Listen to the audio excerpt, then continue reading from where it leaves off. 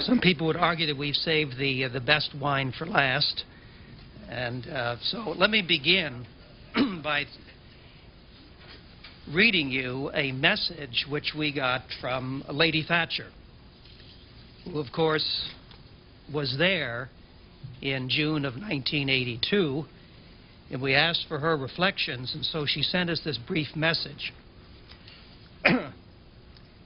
I congratulate the Heritage Foundation and the Victims of Communism Memorial Foundation on their decision to commemorate President Reagan's great speech.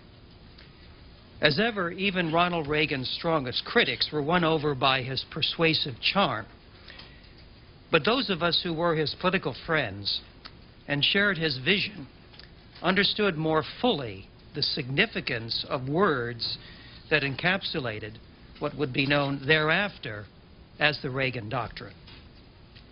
The old Brezhnev doctrine, according to which no country that had once fallen under socialism could regain the West, was now boldly set at naught.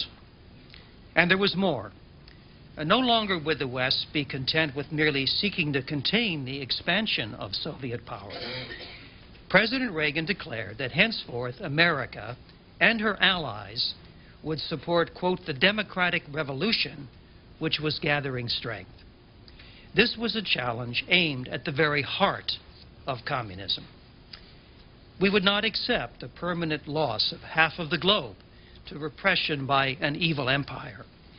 Human rights had not been rendered irrelevant by socialism.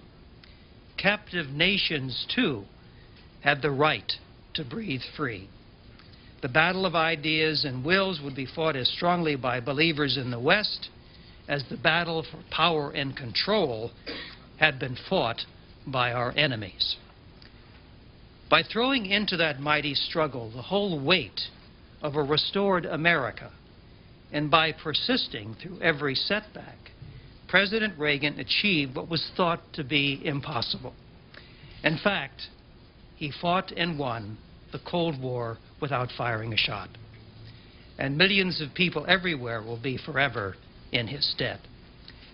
In reflecting on those turbulent years, concludes Lady Thatcher, I recall with great satisfaction that the standard of this mighty doctrine was raised by the leader of the free world in the precincts of the British Parliament, the ancient home of liberty itself. Such memories must inspire us still. A message from Lady Thatcher.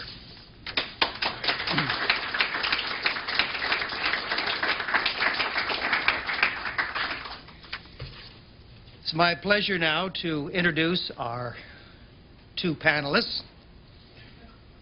Dr. Elizabeth Spalding is Director of and Assistant Professor of Government in Claremont McKenna College's Washington program, one of the most respected intern programs here in the nation's capital.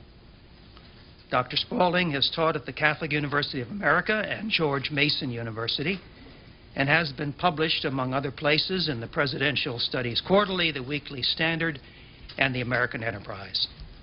She's completing a book on Harry Truman's role as statesman in the Cold War, which will, I predict, be widely read and discussed by academics and the general public. Dr. Spalding received her Ph.D. and M.A. in Government and Foreign Affairs from the University of Virginia and her B.A. in Political Science from Hillsdale College. Her hometown is Washington, D.C., and her husband is the co-host of our seminar this morning, Dr. Matthew Spalding.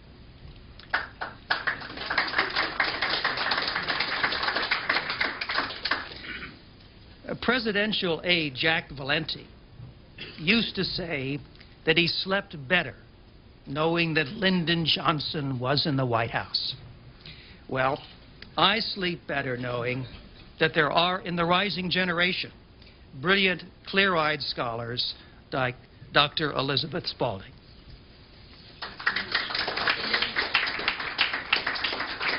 Thank you. Thank you. The June 8, 1982 address to the British Parliament was the most significant statement on foreign policy of Ronald Reagan's presidency. It has also been one of the most overlooked and misconstrued. But if scholars are to perceive the purpose of Reagan's statesmanship, they must understand the meaning of the Westminster speech.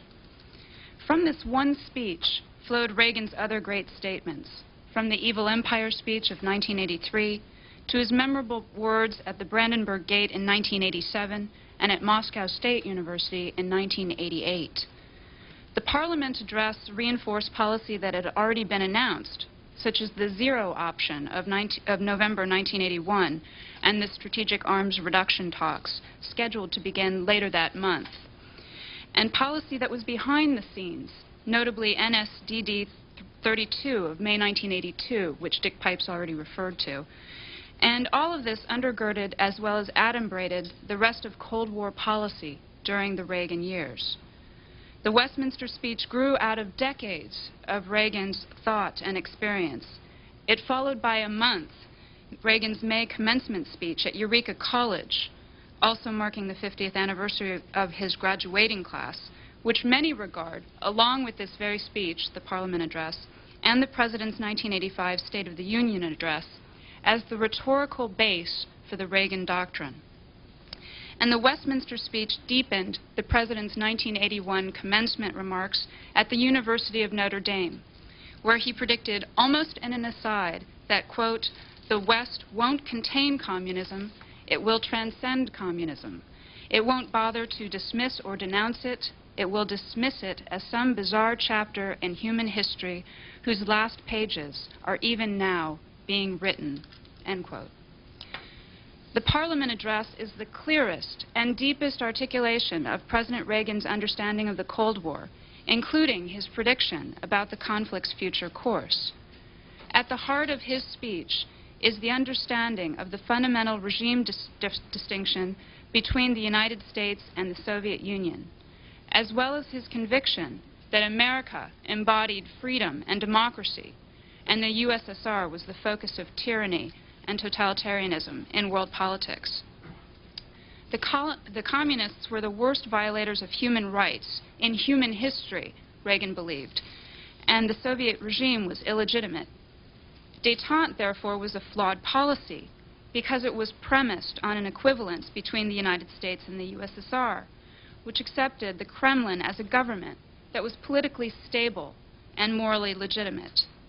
Reagan thought that the Cold War was winnable if the United States, along with the West, renewed its political, military, economic, and moral strength, pressured the moral, political, and economic weakness of the Soviet Empire from without, and encouraged the peoples within to push for their freedom, and then negotiate with Moscow only from a position of strength and for verifiable treaties.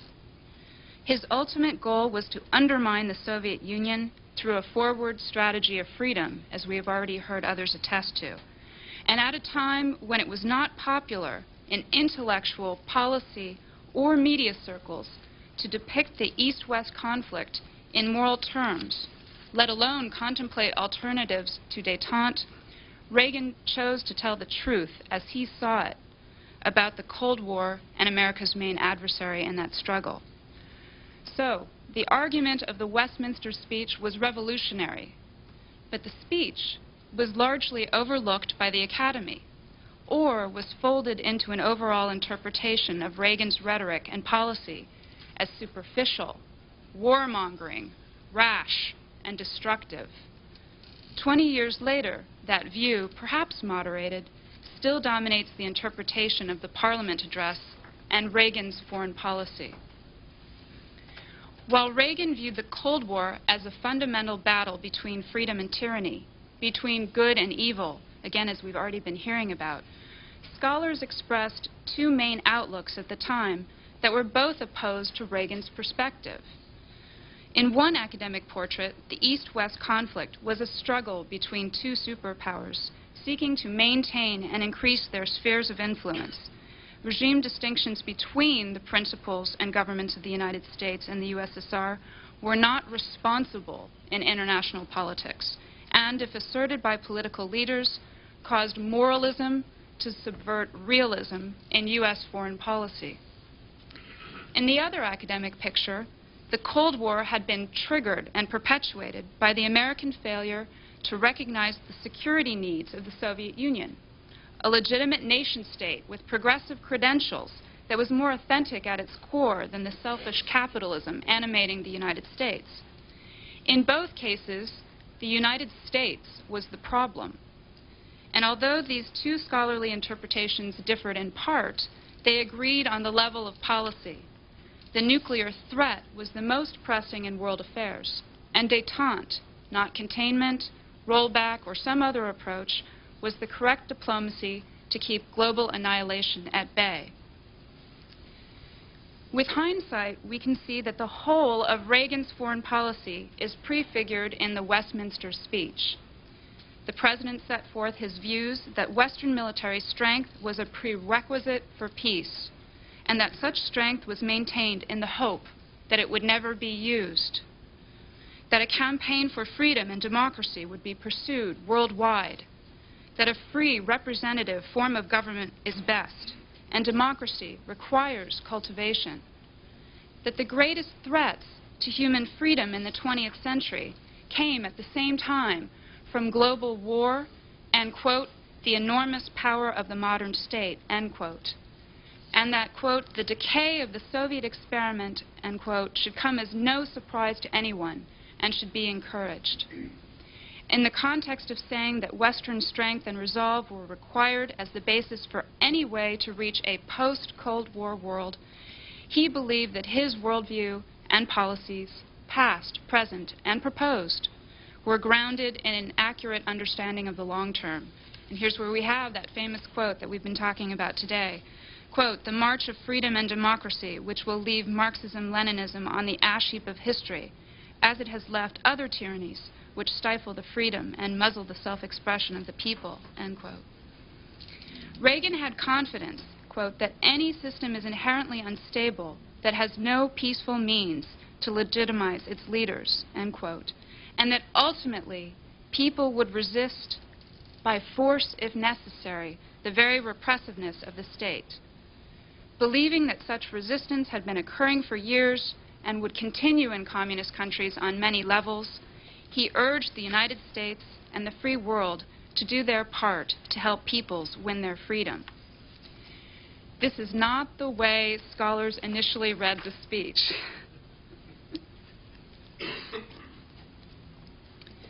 While columnists and pundits commented at length on the Westminster speech, the Academy largely ignored Reagan's remarks. Only in the 1990s did the Parliament address receive more references, and many of them superficial, in scholarly works on Reagan and his foreign policy. In practical terms, the mainstream in higher education has floated between liberal and left of center since at least the late 1960s. Reagan's approach was and is antithetical, even alien, to this dominant perspective. In looking at the academic world, we see three waves of scholarship on Reagan: a reactionary period early in his administration, a period of reinterpretation near or at the end of his administration, and a revisionist period after the end of the Cold War. In the major scholarly books published either during or around the end of the administration, that is, during what I'm calling these first two waves, there is little mention of the Westminster speech. There is hostility to Reagan and his views, and much criticism of the Evil Empire speech and the Strategic Defense Initiative. But the Parliament address was eclipsed by Reagan's words and actions in 1983. Evil Empire became scholarly shorthand, a way for academics to encapsulate all they saw wrong with Reagan's rhetoric and policy. No such phrase had leaped out of the Westminster speech. Leaving Marxism-Leninism on the ash heap of history did not resonate with most political scientists and historians. And while 1982 carried with it many dangers, 1983 had shaped up even more ominously from an academic point of view that was unfriendly to Reagan. From SDI to the invasion of Grenada, from the deployment of the Euro missiles to the ongoing military buildup, from support of the Nicaraguan Contras to his reaction to the Soviet downing of KAL-007, Reagan not only sounded but also acted aggressively, even obsessively. The word obsessively is used in scholarship, according to many scholars.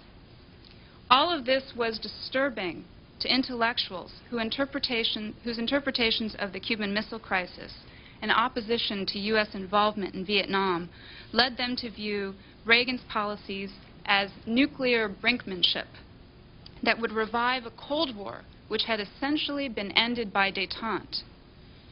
Indeed, there are frequent references to Reagan's policies as the source of a, quote, new Cold War, or, quote, Cold War II in textbooks published in the 1980s. The second wave of scholarship found much to criticize in Reagan and his foreign policy still, especially his rhetoric. But there was an accent on cautious actions following incautious words.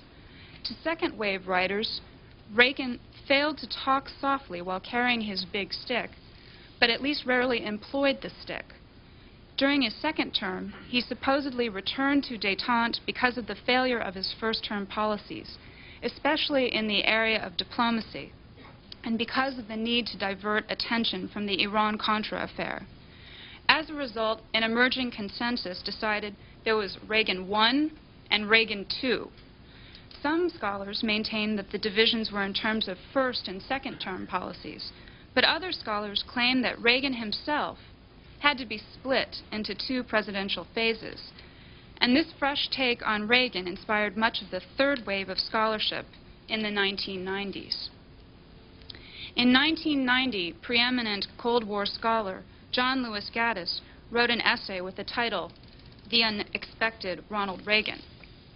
The unexpectedness was that Reagan was able, quote, to accommodate ideology to practical reality, end quote, and united the best of Nixon's and Kissinger's détentism with the reasonable and patient containment proposed by diplomat George F. Kennan in the mid-1940s. Détente had to be abandoned temporarily until Gorbachev, according to Gaddis, because an aging Leonid Brezhnev had equated expansionism with defense, much as Stalin had in the late 1940s. Once he detailed the problems presented by evil empire rhetoric, quote, more appropriate to a medieval crusade than to a revival of containment, end quote, Gaddis credited Reagan, quote, as a simple and straightforward man who took the principle of negotiation from strength literally. Once one had built strength, one negotiated, end quote. Reagan was shook by the widespread criticism of his evil empire speech, Gaddis continued, leading to more restrained language and receptiveness to negotiations with the Kremlin. Read as unqualified praise by many of his surprised colleagues in history and political science, we should question whether Gaddis grasped the true unexpectedness about Reagan. The third and revisionist wave of scholarship, in which there seemed to be room to say something positive about Reagan, had begun even before the collapse of the Soviet Union. Books in the third wave of scholarship have often focused on Reagan and his Cold War policies, rather than surveying post-war U.S. foreign policy.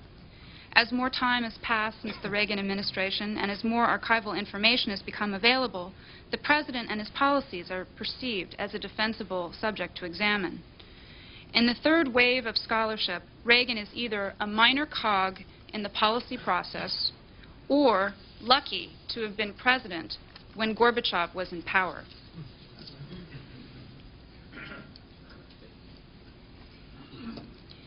Once academics recognized the Parliament address as the philosophical document behind Reagan's Cold War policies, and I think they will, some already are, a larger debate already limned in the three waves of scholarship to date will occur across the political spectrum.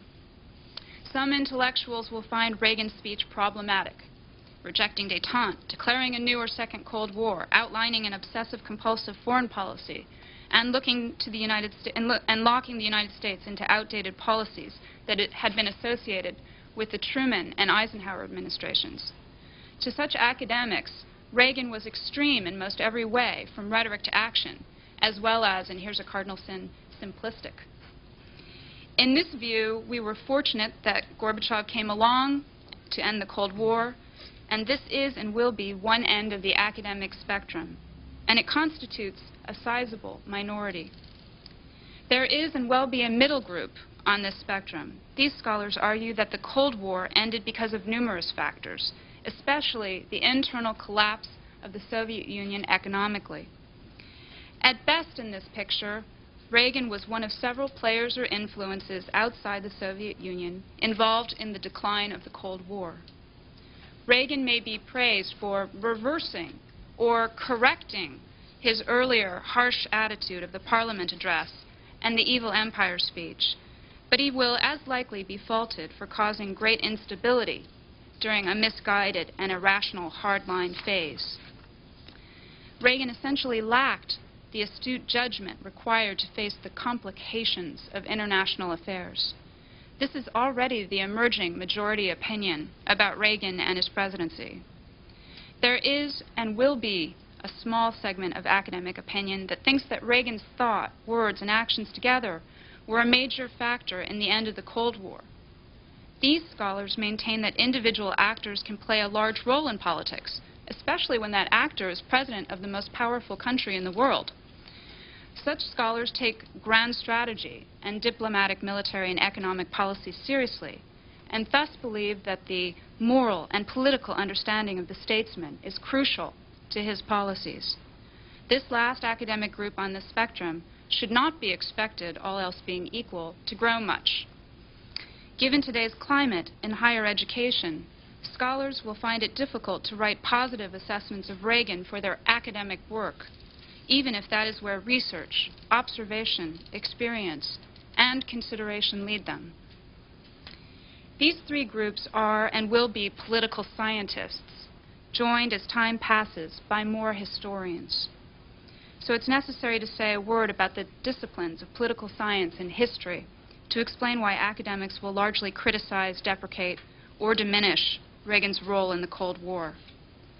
Political science has fields in international relations and foreign policy. International political economy increasingly dominates international relations, which is also called IR. Now, September 11th has done much to resurrect security studies, so we may see a spike in consideration of Reagan's foreign policy in dissertations and university press books in the next several years. But individuals and their rhetoric receive little attention in IR, where such an approach is viewed as outmoded. In foreign policy, the current method is to dissect actors and processes, for example, the Departments of State, Defense, and Commerce, and bureaucratic media, lobbying, and other influences. Although particular administrations are analyzed, individual presidents often get lost in the picture. This method replaced one that was still influential during Reagan's presidency, an assessment of each modern president, typically beginning with Franklin Roosevelt, and his administration, offering a worldview as applied to key regions and major topics. The result of all of this is that political science has some, but ultimately little space for Reagan and his most important foreign policy speech. The discipline of history is worse. History used to encompass diplomatic, intellectual, and American fields. American history survives, but it has radically changed in recent years. Meanwhile, universities are replacing their diplomatic and intellectual historians, who are part of a large, retiring generation of academics, with social historians across all fields. When the 1980s will be written about, it will likely be about how the peace movement shaped U.S.-West European relations, or how alcoholism and food shortages eroded the Soviet Union. These factors are arguably necessary to address, but they do not explain the essence of the Cold War in the Reagan era. And this is all against the backdrop of the two Cold War methodologies now dominant in history. Post-revisionism, which holds that mutual misunderstandings and a power struggle filling a vacuum in post-war Europe caused the Cold War. And corporatism, which contends that capitalism and America's preponderant power underlay the East-West conflict. In this context, historian John Lewis Gaddis's limited praise of Reagan seems unlimited. And it must be remembered that these political scientists and historians teach students. Both many undergraduates, as well as a smaller number of graduate students who will be the next generation of college professors. How these students accept their teachers' perspectives cannot be entirely predicted. The baby boomlet is considered more moderate than, and sometimes even conservative, when compared to their baby boomer parents. New technologies make it easier than ever for students to obtain primary documents from the Reagan administration. But we do need to consider what these students are being taught and what characterizes them. Students currently in college have little knowledge of the greatest conflict of the 20th century. Indeed, the 20th century is not their century. Some or all of their college years and their entire postgraduate lives, including career, marriage, family, and retirement, will be in the 21st century. Even at the most prestigious liberal arts colleges, majors in political science and history lack a general knowledge of the Cold War. Students stumble in seminar discussion over the words Soviet, USSR, and Soviet Union. It's all Russian to them. As a result, they rarely understand the need to make distinctions. They want to like America, and some do, especially after September 11th. But students are also quick to sympathize with those who see the United States as an arrogant hyperpower guilty of geopolitical hypocrisy. It's the kind of language we have running through seminar class. The current generation of students is also less political and generally lacks interest in political affairs. Some may view this development as progress, but there is little that publicly sparks their passions, and there are few great debates of today or the past in which they are willing to invest their intellectual capital. The students are, above all, nice and goal-oriented, and undoubtedly will succeed in politics, business, and other professions. They have lived lives of unprecedented comfort, and so world wars, depression, or the Cold War are alien concepts to them. Do today's students, who will become future politicians, businessmen, media elites, and professors who write and teach about Reagan and the Cold War, understand politics? Well, yes and no. And that makes the vocation of teaching well about a statesman like Ronald Reagan and about great speeches that shape our world, like the 1982 Parliament address, all the more important. Winston Churchill said the historical record would be accurate because he would write the history. And thus his words and deeds would be remembered correctly. Reagan has not been in a position to do the same. It is therefore up to honest scholars, contemporary observers, and public intellectuals to set the historical record straight. Reagan's most important foreign policy speech will not be forgotten, and his presidency will probably receive higher and higher marks in popular books. But do not look to the Academy anytime soon for a fair assessment of the meaning of the thought and action of Ronald Reagan. Thank you.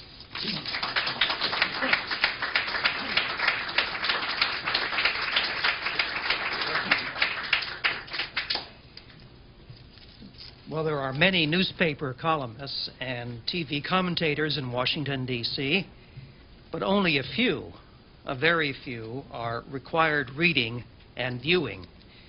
At the top of that list is Charles Krauthammer, who has an extraordinary knack for seeing behind and beyond today's headlines.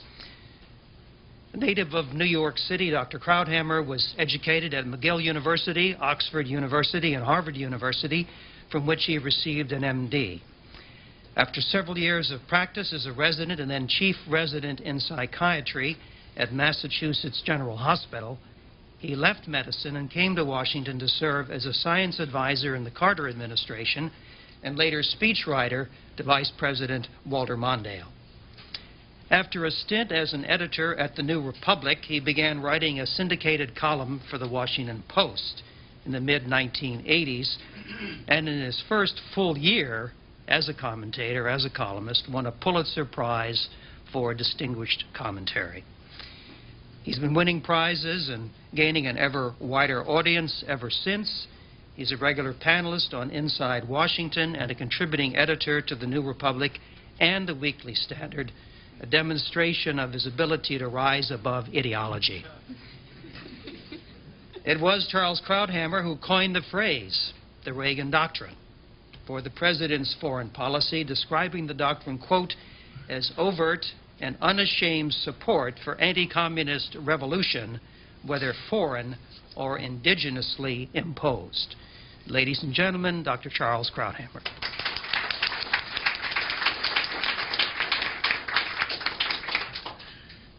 Thank you, Dr. Edwards, for that kind introduction. Whenever I hear my checkered past recalled to me, I can't decide whether I'm a retired physician, an ex-psychiatrist. I've decided that I'm a psychiatrist in remission. I've been doing extremely well, haven't had a relapse in 20 years. I'm sometimes asked what the difference is between what I do today and what I did in my psychiatric days, and I tell people that in both professions I deal all the time with people who suffer from delusions of grandeur, with the exception that the people today who have those delusions that I deal with have access to nuclear weapons. It makes the stakes a little higher and the work a lot more interesting. I've been asked to talk to you a little bit about the reaction in the journalistic world to the Westminster Address, and also to relate it to the Reagan doctrine. As I recall, the response to the Westminster Address was fairly restrained. There was the usual flurry of activity in the press in Washington. It did not last terribly long. The general flavor was the usual left-right split, with the left rather apoplectic about the president's aggressiveness, but it had the tone of "there he goes again," and it also had a sense of the more alarmist commentators were the ones who were saying, he really does believe it. And that, of course, was alarming for people in Washington who found it very hard, particularly in the early years of Reagan, to believe that there were politicians and leaders who truly did have belief system that they would act upon and not trim to the political necessities of the day. And I agree with Dr. Spalding that it may have received less reaction than the Evil Empire speech. Evil Empire, as she indicated, being the phrase that stuck rather than ash heap of history. And my explanation for why Evil Empire stuck more in the journalistic world is that it's shorter. And this is, by the way, a rule that you can apply to all slogans. The shorter ones are the ones that last because they're easier to put in headlines, which is incidentally why Axis of Evil is a brilliant turn of phrase. 10 letters to encompass a lot of bad people. Extremely economical.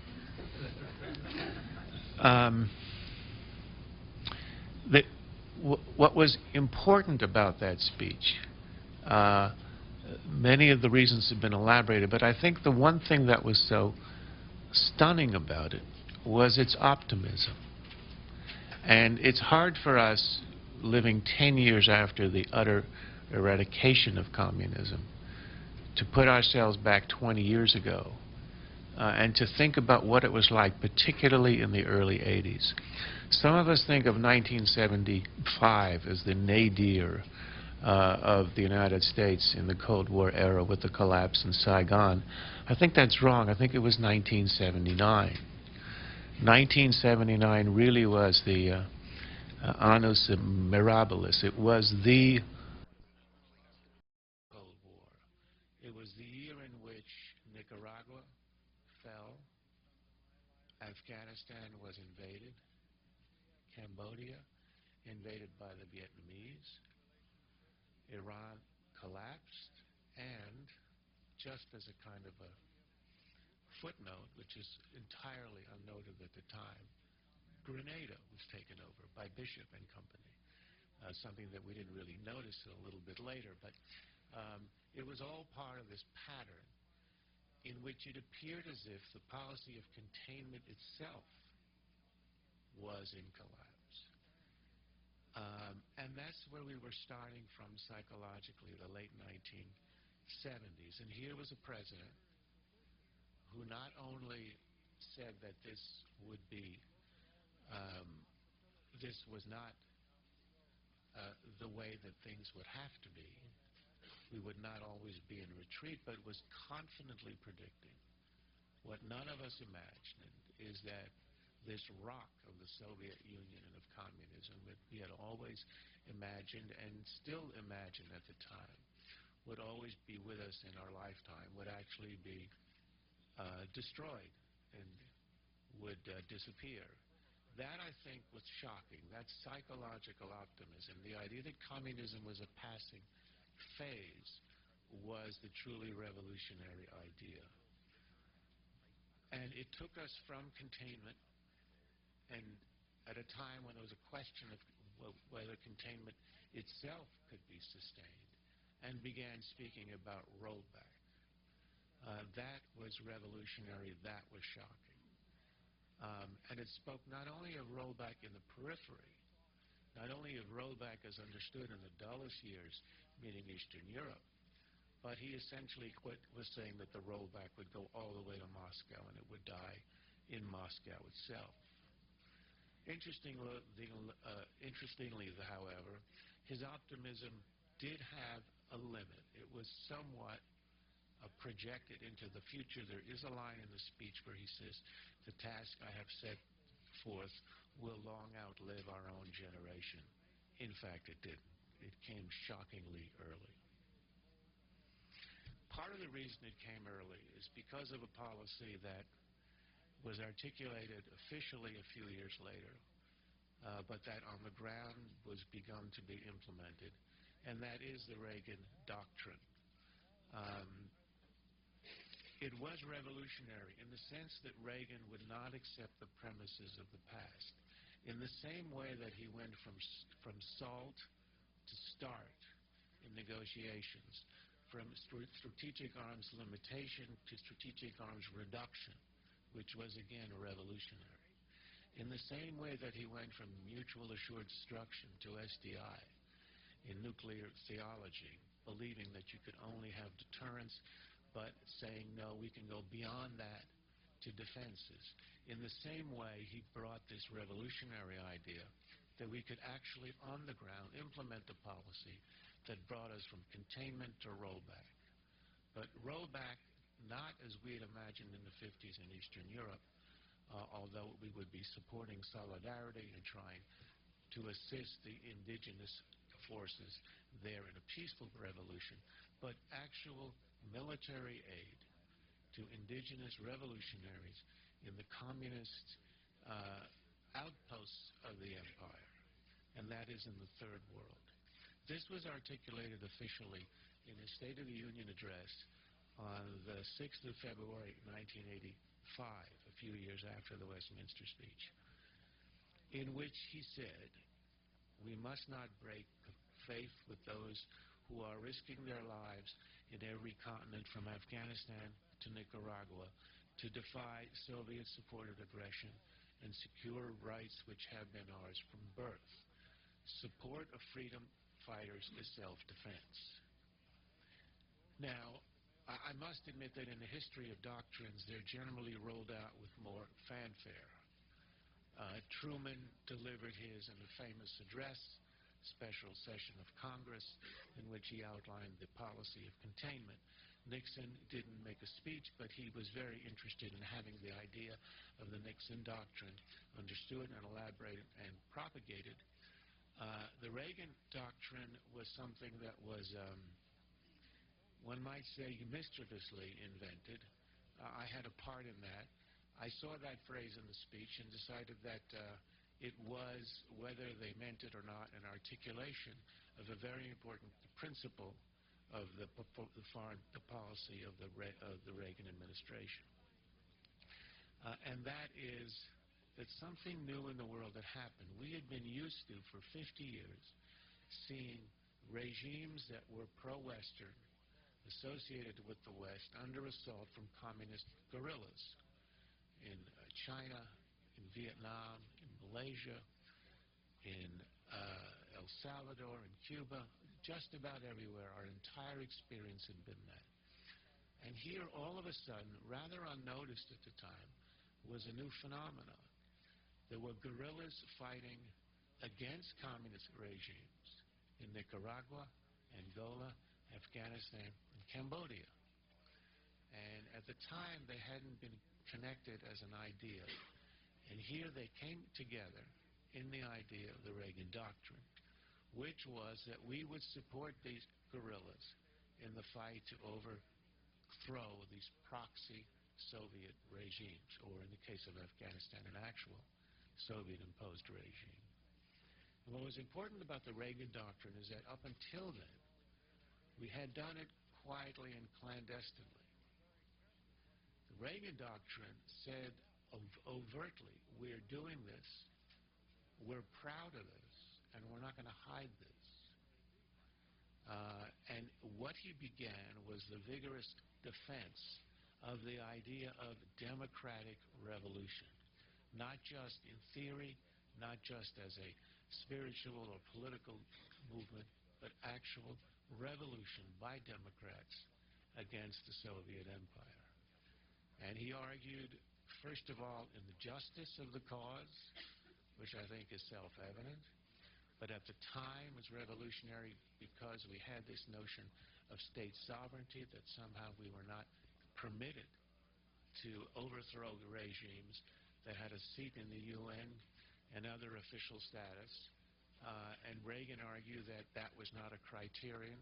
The criterion was justice, human rights, democracy, and if there were regimes that were oppressing their people, acting in the name of a tyranny, we had the right and we had the moral duty to support those who were going to overthrow it. The other part of this, which went more unstated, was that it served our larger purposes of engaging in the fight against the Soviet Empire by bleeding it at the periphery, and bleed it did. The fact that the Soviets had expanded rather costlessly was an important factor in their expansion. Yes, it cost them to subsidize basket cases like Cuba, but in terms of their geopolitical position, the deployment of the military, and also the prestige of an expanding communism, it was worth it. But here they ran up against a wall, not just against a wall, they ran up against opposition. They ran up against real armies supported by the United States that made them spend blood and treasure in defense of these outposts. And it led to a radical reconsideration in Moscow about the cost of empire. And there are statements that were made in the late 80s by high members of the foreign ministry in which they explicitly question whether the empire, which is costing them so much, is more a burden than a benefit. And I think it had a very important effect in helping to change the mind of the Soviets as to whether acting as an empire was really in their interest. Now, it is true that the Reagan doctrine and support for some of these insurgencies did not begin with the Reagan administration. It's true that Carter sent arms to the Afghan rebels, and Congress concurred. Congress also went along with economic aid to non-communist resistance in Cambodia.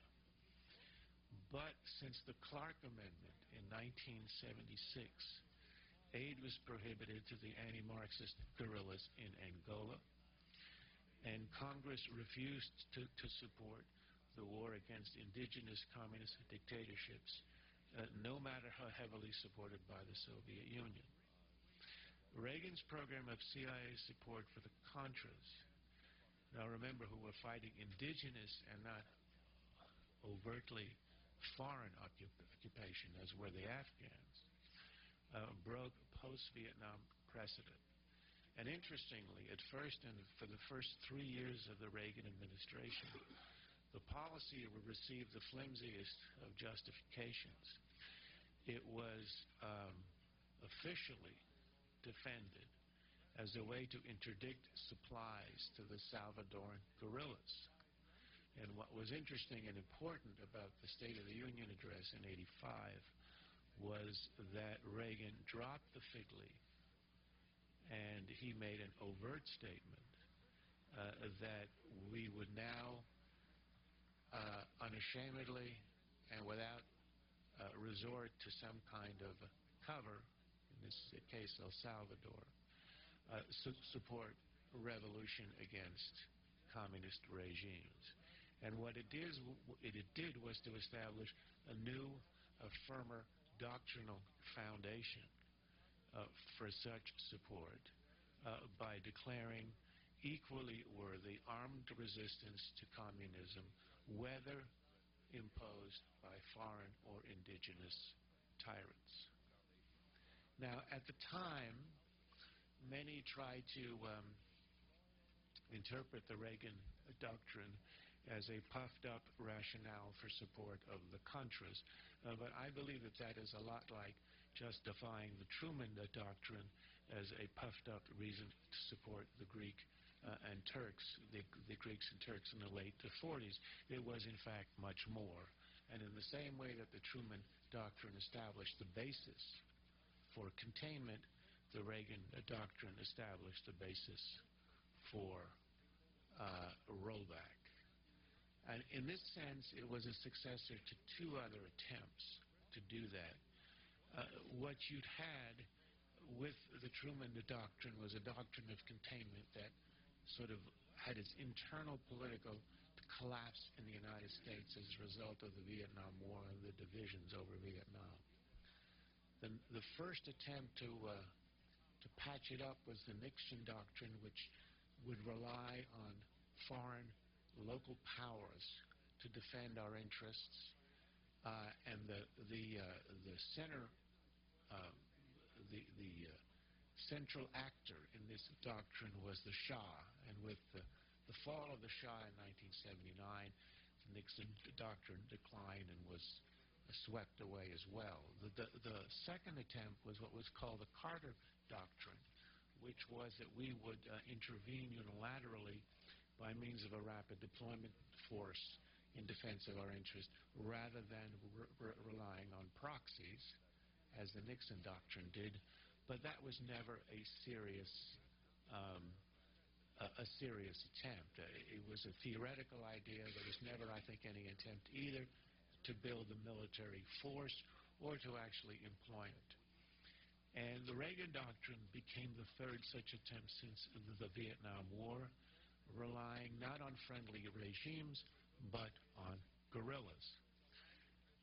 And I'm not sure in the long view of history how decisive it was. I think it was a part of several other revolutionary policies, some of which have been mentioned here, being steadfast on the deployment of the Euro missiles, the insistence on SDI, the huge buildup in defenses. That added to the pressure that we've placed on the Soviet periphery, particularly in Afghanistan, I think had a decisive effect in convincing the Soviets that they could not continue in the Cold War. There's one interesting corollary to the Reagan doctrine which I think ought to be mentioned. It was originally intended to justify supporting anti-communist revolutions. But it was a deeper idea than that, and it really was a proclamation of a kind of democratic revolution. And it saw a kind of corollary in two events which occurred later in the 1980s. The first was in the Philippines, and the second was in Chile. Now, the Reagan doctrine was not invoked, but you might call it a corollary, in which in both cases, particularly in the Philippines, we supported indigenous Democrats overthrowing non-communist dictators as a way to bring democracy to their countries. In that sense, I think it was a glorious vindication of the Reagan doctrine. because it refuted the critics who said that we had a double standard, and as the left had as well. In fact, Reagan and the Reagan idea was dedicated to a universal application of democracy and freedom. It began, and I think was most effective, in fighting the communist regimes, but its extension in the removal, American help in removal of the Marcos, and American encouragement and help in the ultimate change in power in Chile, so that under pressure from the Reagan administration and later the Bush administration, there was a democratic transition, I think spoke to a much wider and deeper idea, and that was our support for democratic revolution.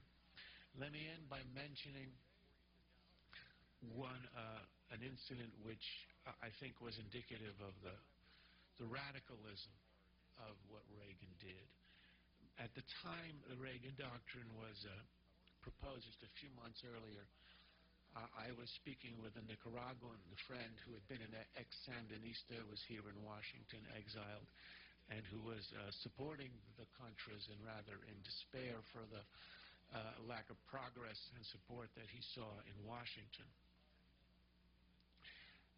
And he was saying that the struggle of Democrats around the world was doomed because of an absence in the West of what he called democratic militants, speaking in the terms of the man of the left he once was. The Reagan Doctrine was the first step in the restoration of that militance, that democratic militance. The Westminster Address was the great herald of that idea. The Reagan Doctrine was one of the many policies implemented to bring it to a reality.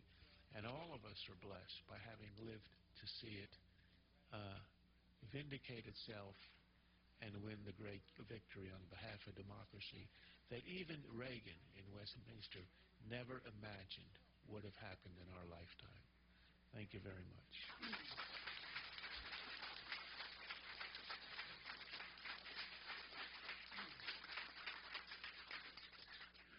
Ladies and gentlemen, we'll take some questions now for the next 15 minutes or so, and then I will take the advantage, if I may, of making a few concluding remarks. But please, your questions at this point to our panelists, or anything else that's happened this morning. Yes, in the back, Mr. Felsenberg. My directive is Charles, and if Elizabeth would like to join in, so much the better. Why did the Reagan Doctrine, as you describe its democratic elements, not extend to South Africa, where the words constructive engagement, a nice clever phrase, was used very often?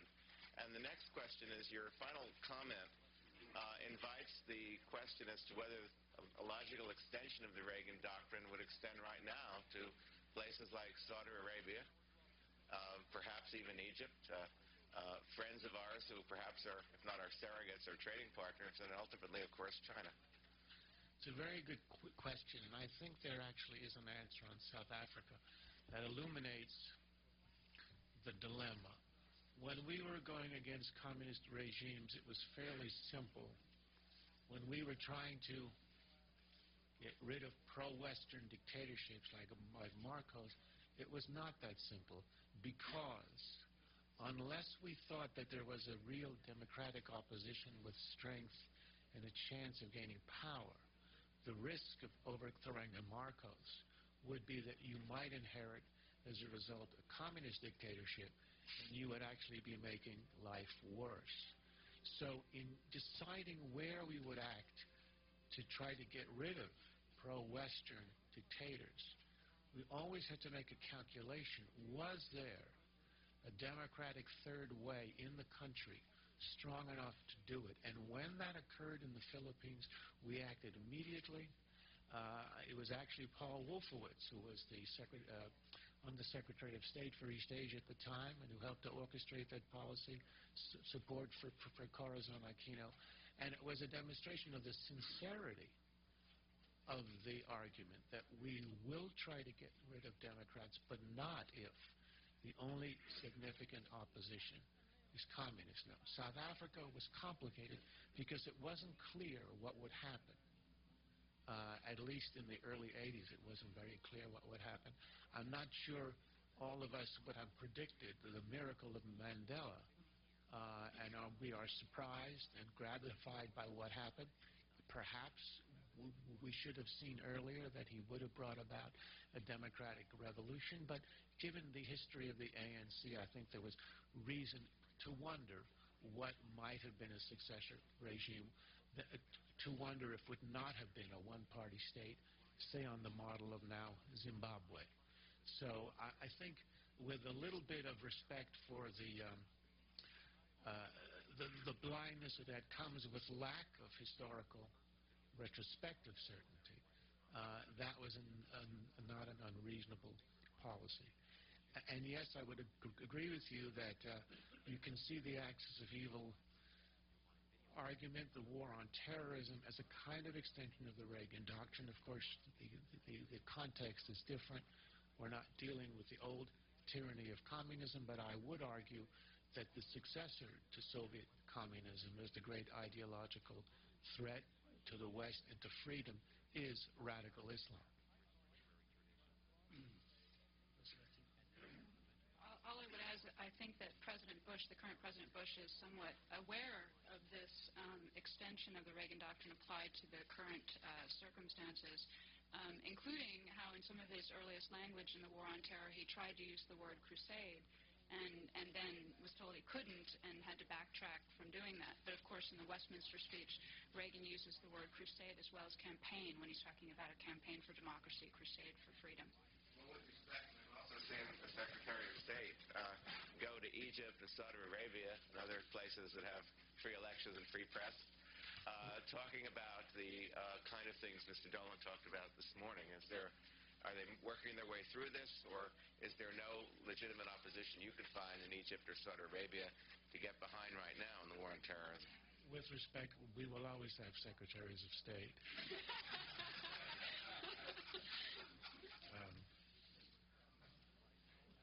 I think our dilemma in Egypt and Saudi Arabia is precisely the one I outlined in Philippines, South Africa. What will follow? If you have a fairly good idea that you know that there's an opposition that will make things better, be reasonably democratic, you would support regime change.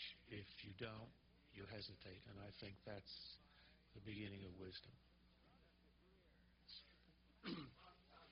After listening to Dr. Spalding's speech, my first question would be, no respect to Rod Page, but why aren't you Secretary of Education? My second question would be, is there no hope for the humanities? Has it been completely taken over by cultural Marxism? Is there not more than a handful of pro-American scholars working in history, political science, or any of the other fields you discussed? Do you want the honest answer? Elizabeth. Someone who gave honest answers. We're live here. I don't think. Of course, there's hope. There's always hope. And I think that that's where it'll be interesting to see what the current generation that is junior professors, what they might do with things, because they did grow up during a time when Reagan was president. That's where my questions about the baby boomlet are still open, because, of course, they grew up and were raised in the Clinton administration years. So maybe my generation will be able to do some work here. And perhaps Professor Pipes would weigh in on this from his perspective. Very briefly, I think the situation is not as hopeless as one might think. There is a National Association for Scholars, which just at a conference here, which fights against political correctness, which wants to introduce value judgments into history. And we formed several years ago a historical society, which objects to much that the American Historical Association does, and they deals with real issues in an objective manner. And though these two groups are still relatively minor compared to the others, increasing numbers of young people are joining it, and I think there's hope. If If I may add that I'm currently working on a history of the Intercollegiate Studies Institute, which is going to be celebrating its 50th anniversary next year. In the course of my research, I've discovered that at the present time, on their mailing list, there's some 20,000 professors, teachers at colleges and universities across the country who are getting what I think we'd call objective analysis of history, political science, other parts of the humanities. So yes, I do think there is some solid evidence for hope. I think it is possible that the American Historical Association will turn out to be a sad and bizarre chapter in the history of historiography. Yes, dear, please. By way of explanation for my question, I am from Brokaw's greatest generation, and I don't know how few of us are here, but we're passing on about 1,300 or 1,400 a day now. So I have been studying history ever since. I served during World War II in Patton's Third Army. In my rifle company of 200 men, 29 of us came home. I participated in the Cold War through the aerospace industry for over 26 years, and then 20 years in the executive office of the President in policy, particularly defense policy. I have met Lech Walesa, Václav Havel in Washington, D.C. I saw in their eyes the fear that communism leaves with those under its yoke. I had not seen that look since 1944 and 45, when fighting house to house during the Battle of the Bulge in France and Belgium. Looking into the eyes of women and children, cowering in the cellars in fear of the Nazis, we were pushing out.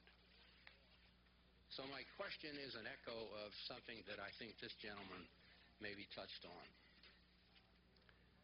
What is it about most of academia, particularly elitist colleges like the Ivies, Berkeley, and so on, that gets it wrong so often through the years, particularly during the 20th century now ended? Their twists and turns used to discredit, distort, and misuse the moral intent of players in the scene and their accomplishments. That's my question. Can anybody help me, the panel? I appreciate it.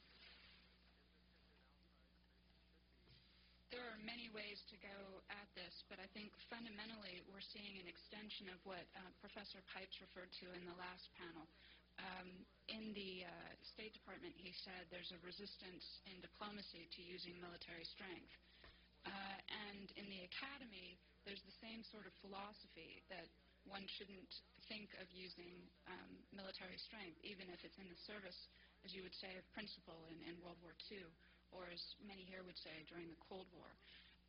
And this, of course, is not, this is indicating what's below, what's beneath that. I mean, it's only a manifestation of the philosophy. But as a result, you can't argue that it would be okay to fight for something, right? And then the other thing that was detailed in the previous panel and that we talked about as well is that there is, you're not allowed to make distinctions in higher education by and large. You're not allowed to talk about something being morally right or superior to something else. And so this means that what Reagan talked about is, as I said, you know, not only antithetical but even alien to much of the academy. I do think that things can change, but I think that we should be realizing that in a world of tenure that there's a vast majority of people out there who are always going to believe the other, rather than that it's okay to talk about moral and political distinctions.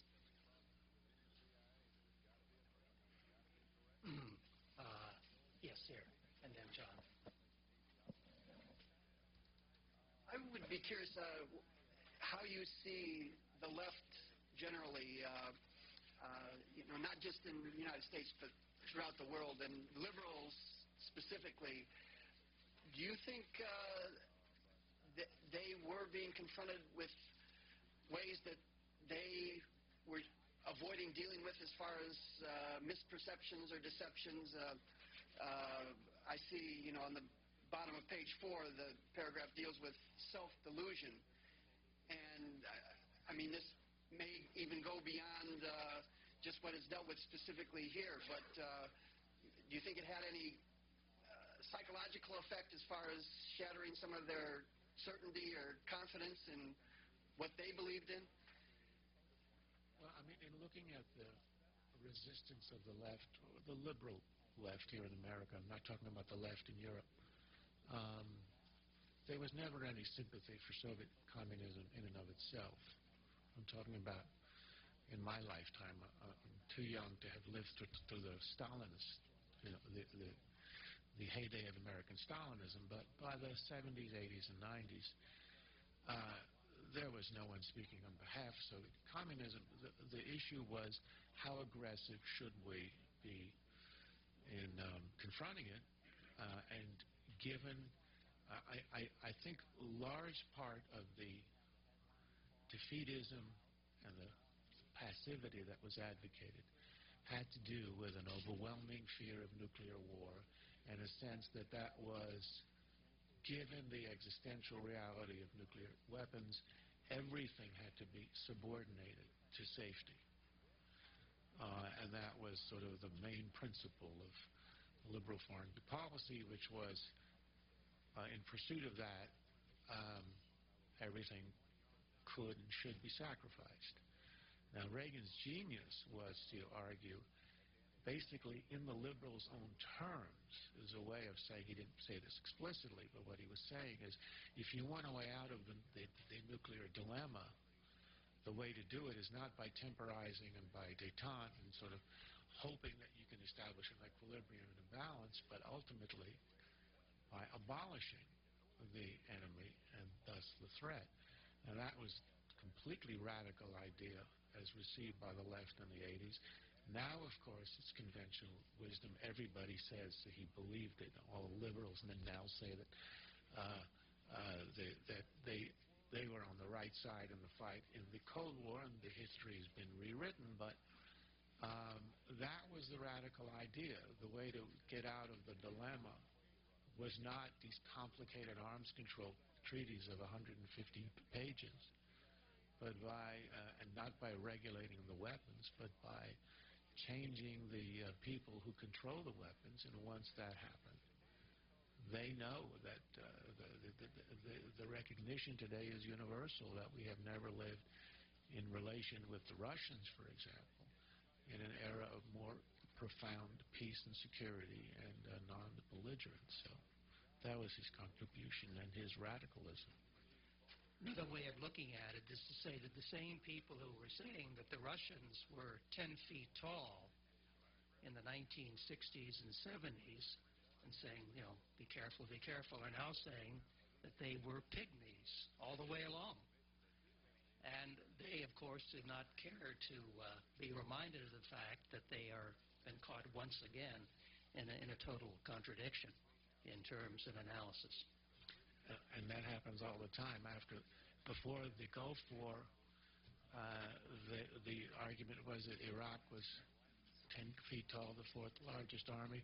And I remember 2 weeks after the war ended, Anthony Lewis saying it was shooting fish in a barrel. That took 2 weeks. Same with Afghanistan, and the same with Iraq, too. Yes, one could say that being a liberal means never having to say that you were wrong. John.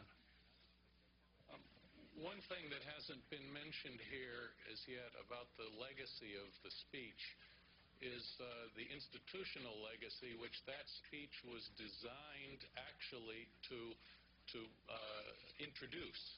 And that was the establishment of an overt capability of sponsoring political forces. In other words, engaging in political warfare, which we had only done covertly through the CIA in the past, and then only in the late 40s and early 50s.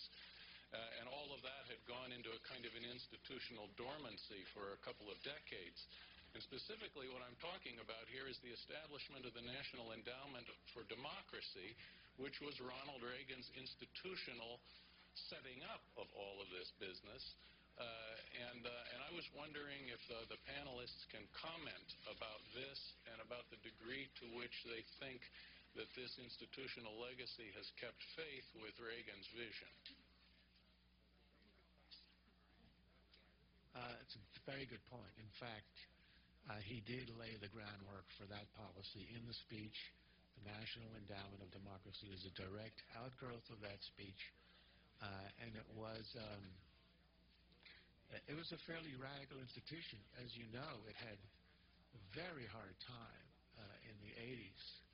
Every year its appropriation came up, it was on the verge of being zeroed out, which in retrospect is quite astonishing. I remember the fights every year. We get the frantic calls, you've got to help us. There's subcommittees about to zero us out. The reasons were conflicting and varied, either saying it was ineffective or too effective or too provocative or whatever, or partisan. But it was extremely important. It did actually help a lot of Democrats in Eastern Europe. And also it gave them a sense that they had friends on the outside. And I'm told by people who were on that side of the curtain at the time that just the fact that they knew there were people outside with them was extremely important. In fact, if you talk to Natan Sharansky, he'll tell you that it's just that knowledge in and of itself that is enough to sustain you. So that, I think, helped. There was real stuff, computers, money, printing presses, advisors, how to do things, how to get information out. That was very important. And I think, as you say, the largest point was that it was its symbolism. We were going to take the fight to them in their homeland where they live. The Reagan doctrine did it in the periphery, in the third world. The NED did it with the battle of ideas in the inner empire, Eastern Europe and in Russia. And I think in that sense they went together and were part of the whole idea of democratic militance.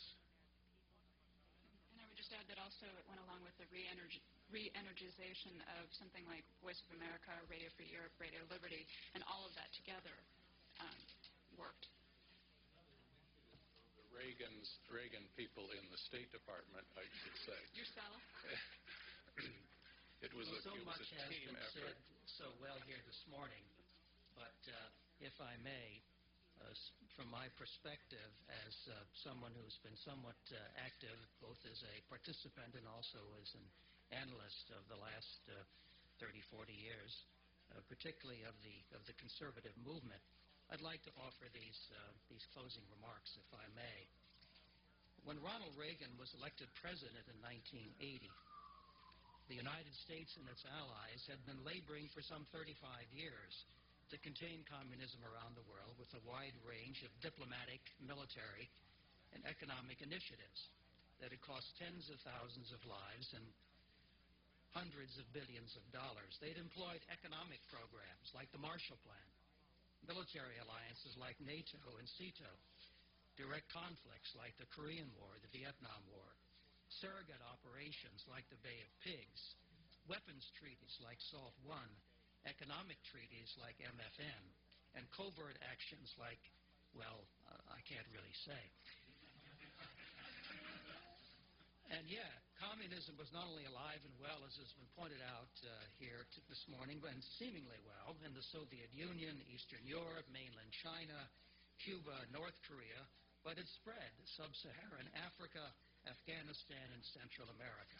Containment was not working, or at least it was not working fast enough to satisfy the new occupant of the White House. The time had come, Ronald Reagan decided, not merely to contain communism, but to defeat it. And he borrowed from a fellow conservative, Barry Goldwater, who had asked in his 1962 book of the same name, "Why not victory?" Richard V. Allen, President Reagan's first national security advisor, remembers visiting Reagan in January of 1977, shortly after Jimmy Carter's victory, and engaging in a 4-hour discussion of the Cold War. Reagan began this dialogue by saying, well, here's my idea of what our strategy should be. We win, they lose.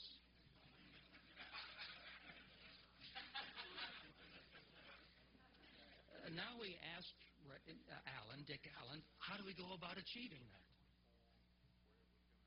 At his first news conference as president in January of 1981, Reagan bluntly denounced the Soviet leadership as still dedicated to, quote, world revolution and a one-world socialist communist state.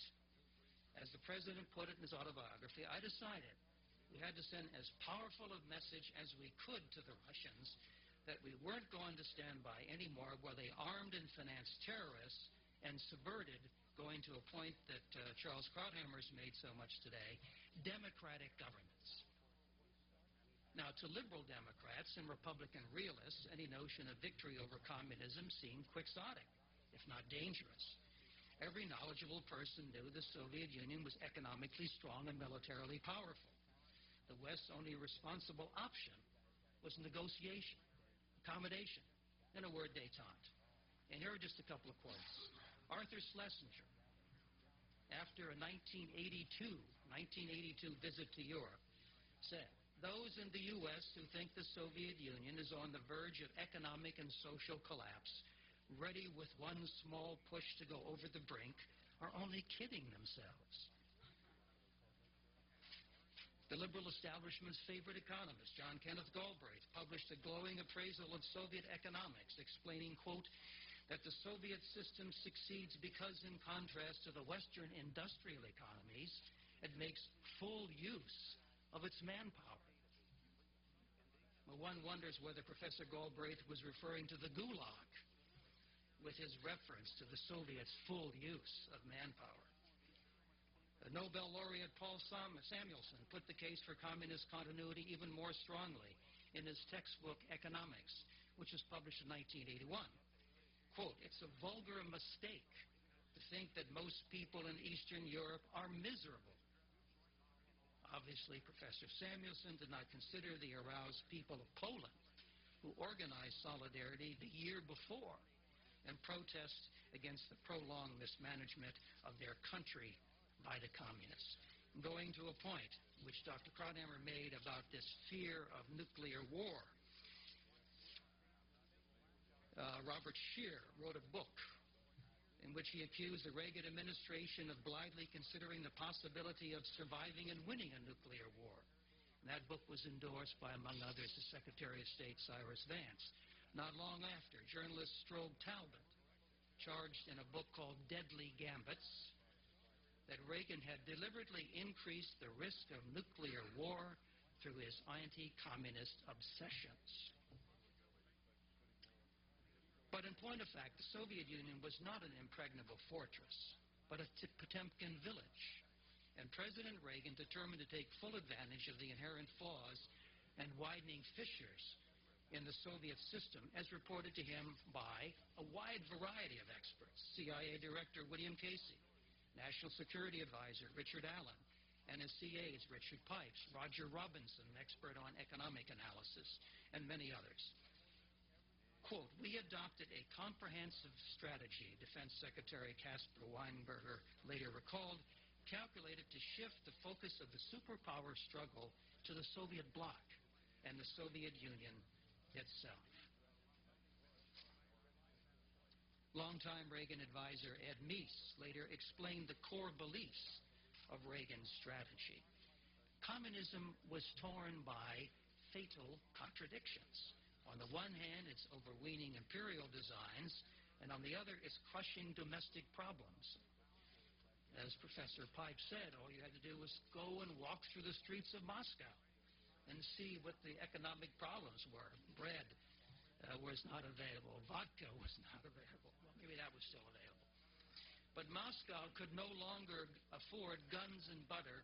It would therefore have to choose one or the other. It was therefore incumbent on the United States and the rest of the West to take the initiative by refurbishing their defenses assisting anti-communist forces around the world, and emphasizing, and this is a very important point, which Roger Robinson, Dick Pipes, and many others made over and again, the West's scientific, technological superiority. Reagan had already, in fact, outlined most of these points when he challenged Gerald Ford for the Republican presidential nomination in 1976 and in the years leading up to his 1980 victory. Those of you who have read Reagan in his own words, that series and collection of his radio broadcasts from the mid and late 70s, we've seen that over and over again. As a matter of fact, Mr. Reagan had discussed some of these measures as early as 1964 in his national TV address for presidential candidate Barry Goldwater. He had suggested in that famous televised address that, quote, we should open our mouths about the millions of people enslaved in Soviet colonies and the satellite nations. He said that the liberal policy of accommodation or containment was, quote, appeasement. But, he said, we have called for a policy of peace, peace through strength. President Reagan's address to the British Parliament in June 1982, therefore, was no accident, but a carefully designed rhetorical volley and a strategy calculated to take advantage of Soviet weaknesses and bring an end to the Cold War on terms favorable to the forces of freedom. Well, ladies and gentlemen, I'm going to ask Dr. Krauthammer for a final comment. Thank you, and thank you for allowing me to, I want to issue a corrective here. I had made a rather caustic remark about the Department of State. There's been one great exception to that rule, and that is George Shultz. And I don't want to have this end without mentioning his role, particularly in the Reagan doctrine. He was one of the great supporters and theoreticians of this idea. In fact, he gave a speech in San Francisco a few weeks, I think, before the State of the Union address, in which he outlined the strategy and the justice of supporting democratic revolution. And in fact, I remember once when we'd met a few weeks after I wrote my article outlining and defining the Reagan doctrine that perhaps I should have called it the Shultz doctrine. And perhaps I should have, but I didn't want to let this end without mentioning his role. He was a real hero in this revival of democratic militants. Thank you for this opportunity and for this session. Thank you indeed.